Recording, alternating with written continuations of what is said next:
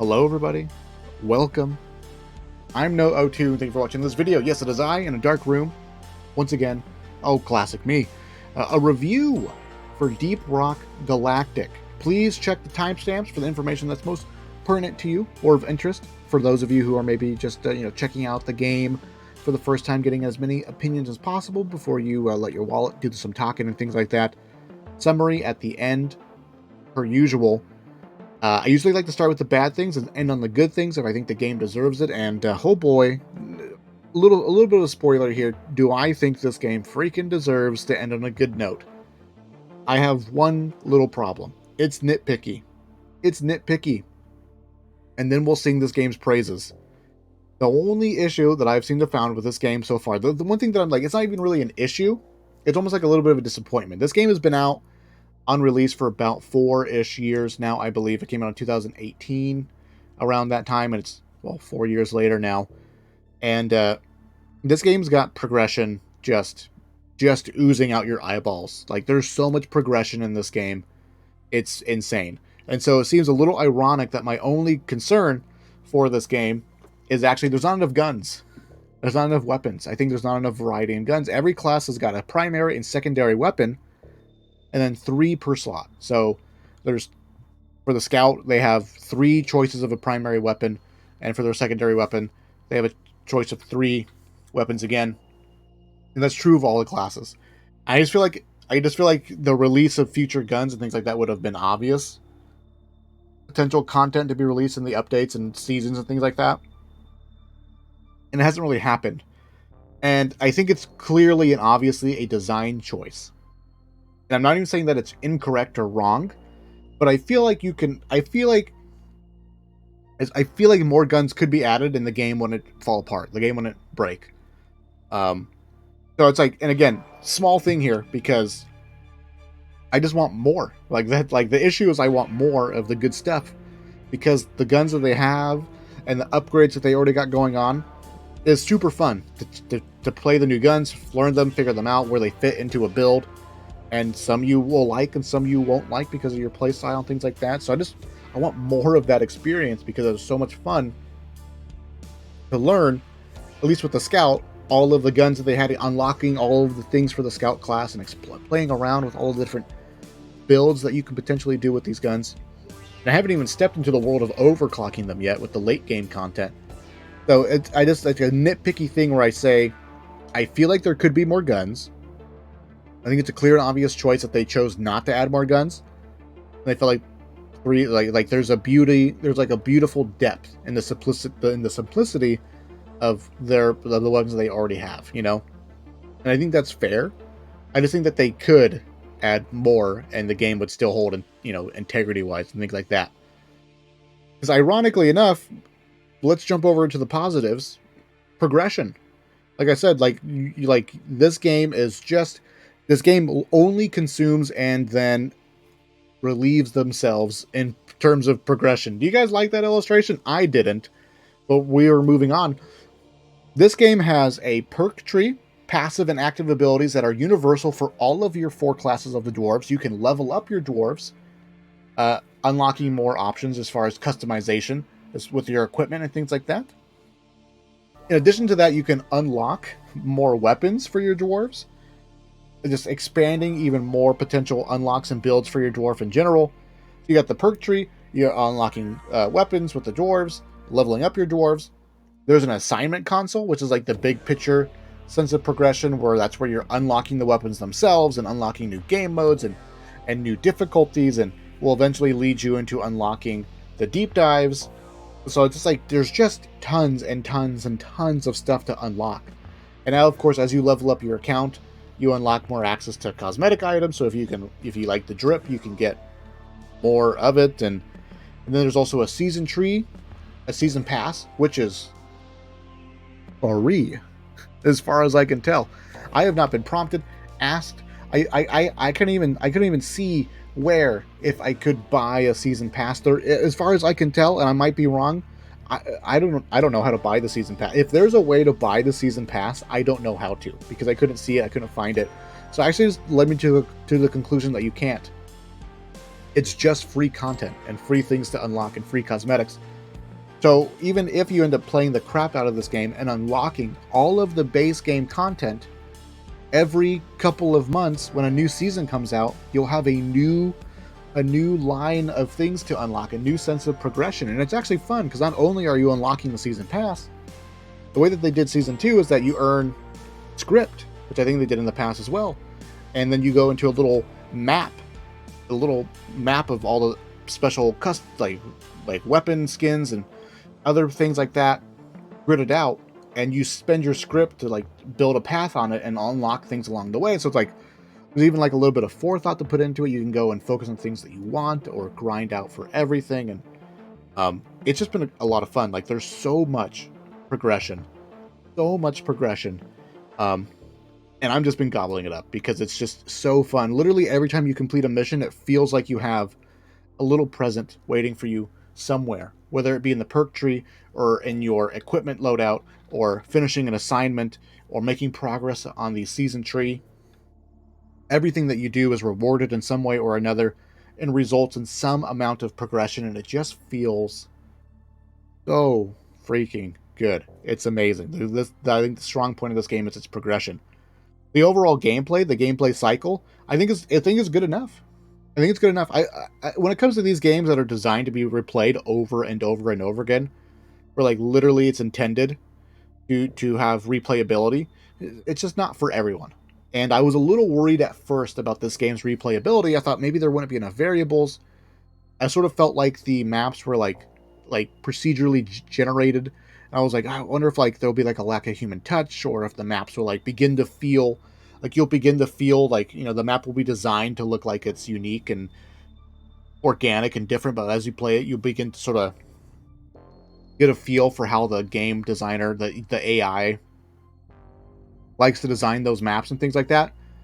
But I think it's informed that like it's not exactly how it works, that there is some hand crafting, some human touch as far as how the maps are designed, and potentially they're partially modular. I don't really know the full extent of it, but after 25 hours of gameplay, I've never been bored with the maps. The maps are interesting. The maps cause you to encounter interesting problems. It seems like as you ramp up the difficulty, the game gets way more intense, way more active, way more stressful. Plus, there's all these anomalies that can happen, and you're in different biomes that have different natural like fauna in it and flora, and you know, this biome's got tentacle vines that like shoot out of the walls and stab you in the face, and in this biome there's a bunch of creatures flying around that you can like walk on top of or ride around, and it's the replay cycle I think is great. There's so much variability.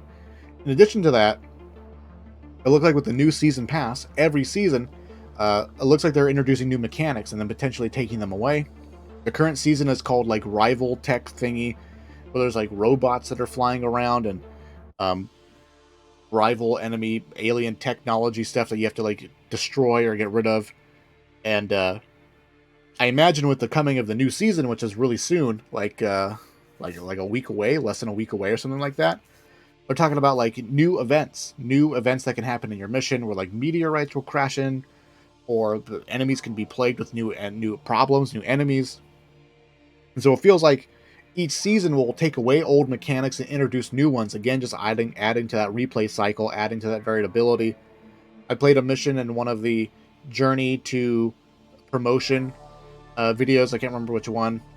One of the later ones, like 6 or 7, where we did for the very first time a ghost anomaly, where there was like a phantom alien floating around the map chasing us constantly, and it changed dramatically how you think and play that mission. At least I at least had the potential to do so.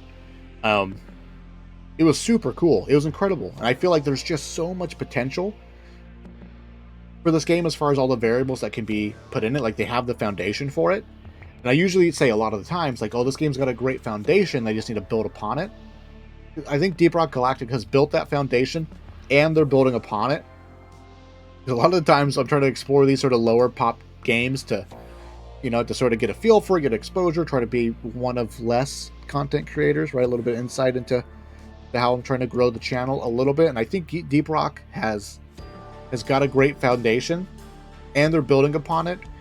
And I think they totally understand like what makes for fun replayability and things like that, and they're doing it, I think. And I think there's just still more potential to be tapped into. Like, I think there's still a lot of content that this game could potentially put out there. So I think playing through the missions over and over again, the missions are fun. The missions are variable to the extent that you won't feel like you're trapped just grinding, you know, the same thing over and over and over again. Every mission will have its own little personal story that you will get to experience with your friends or random people or by yourself, and or for your stream or whatever. And it creates a lot of potential moments where, like, oh yeah, you know, we did this mission and there was the low oxygen mission, and the way that the map was designed, it became a real issue. Everyone was fighting for the mule. We needed to, you know, like, there's just so much potential, I think, in just the gameplay itself.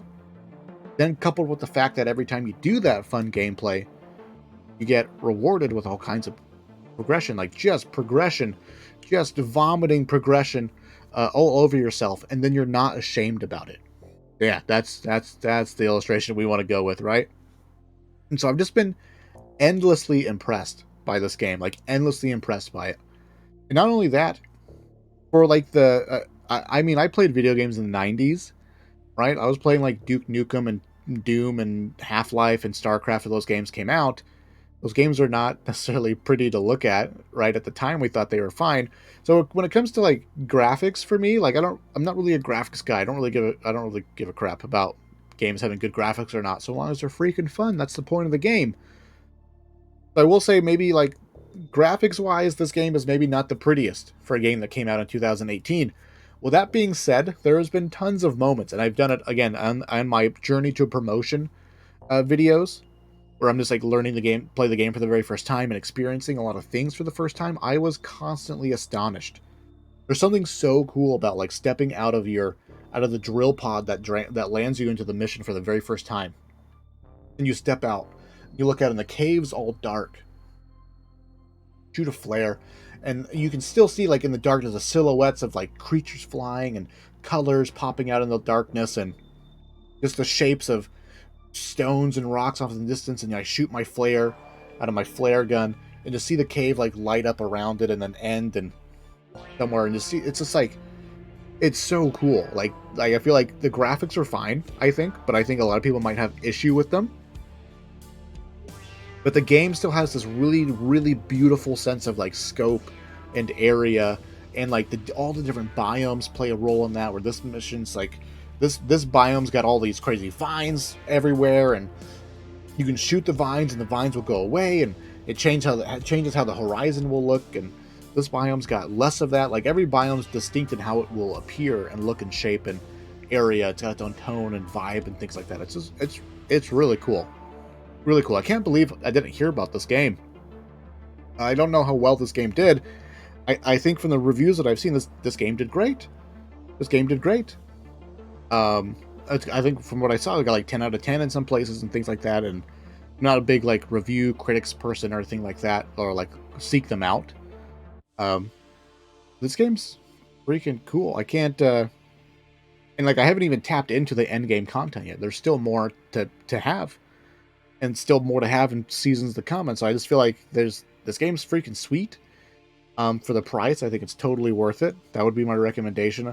I feel like when people talk about like, oh, was the game worth it? Is the game worth the price? For me personally, it depends on how much you value 20 hours. That's like my standard. I feel like if you can get 20 hours of like a game, as like a standard, 20 hours of entertainment, how much do you value that? I'll leave that up to you. But a game like this, I feel like you can very easily get 100+ hours of it. I think I'm definitely going to be doing something like that with this game. I've been enjoying it tremendously, having a lot of fun unlocking things, leveling things up. The dwarves are funny. Every twist and turn that I've gone on, I like the devs more. I haven't seen any of the devs. I haven't watched any of their dev vlog updates or anything like that, but it's like almost like feel the love and feel the sense of like enjoyment that they had making this game. The dwarf personalities, from the voice lines to the fact that you can tip the bartender and unlock a variety of alcoholic beverages, fake space brews, that do funny things to your character while you wait for your friends to get ready for the next mission. And there's just, the game's got super, here's the summary. Here's the summary, because I think at this point I could go rambling on forever. Here is the summary. This game has, in my opinion, almost no flaws from a design standpoint. There's probably still some bugs and blah, blah, blah everywhere, but I personally haven't really experienced them. I think I fell for the floor once. And it wasn't even an issue because I was a scout. But for the most part, this game is freaking great. It's got all kinds of progression, really good replayability for the replay cycle in general, and I can feel the love. I can feel the love tonight with the devs. If they were in my bed next to me, whispering sweet nothings. That's what this game feels like. There's just all these little nuances that I just like are so cool. That they had the forethought to do this, that gives the tone, the funny tones of the dwarf, and like the intense tones of the missions and the dramatic open areas. It's just, this game's cool. This game's super cool, and I think it's worth it. I think you should check it out. Check it out whenever you can, and give it a shot, because I think you'll enjoy it. I mean, like, this is like one of the most fun games that I've played basically since Back for Blood, since Iron Harvest. The games that like truly brought out like a bit of passion for me. And of those 3 games that I just mentioned, Iron Harvest, Back for Blood, and this one, this is the game that's been the smoothest, that's had like the easiest player experience, that like was not, like Iron Harvest, frustrating to see the game sort of slowly burn away. I don't think that's going to happen to this game at all. I can't say for sure how long this game is going to last, but I feel like this game still got some life in it. I mean, it's been out for 4 years, and I think it's got like it's got to have a strong cult following. And I'm really happy to play it, really happy to make content for it. I haven't been playing Back for Blood because I've been enjoying this game too much. I'm very much so a passion person when it comes to this sort of content creation stuff. So I guess I will be back to Back for Blood at some point in time, I promise. But right now, I'm just enjoying playing this game way too much. It's just got me hooked, and I think that's just, I think that's the best praise that I can give it. It's literally hooked me right now. So much fun. I'm rambling. I'll be coming out with some beginner guides for it, so be sure to check out. I just looked at my video screen. It's like it doesn't even look like my eyes are open. Anyways, they are. I can see you. Actually, never mind. I can't. Never mind. I'll be coming out with some beginner guides for this game. We're going to be stepping in sort of like the more no O2 classic contents for like guides, and I've just been trying to get the hours in, the experience in. So some other content will be coming out soon for this game. Thank you guys for watching. I appreciate it, and I will see you in the future.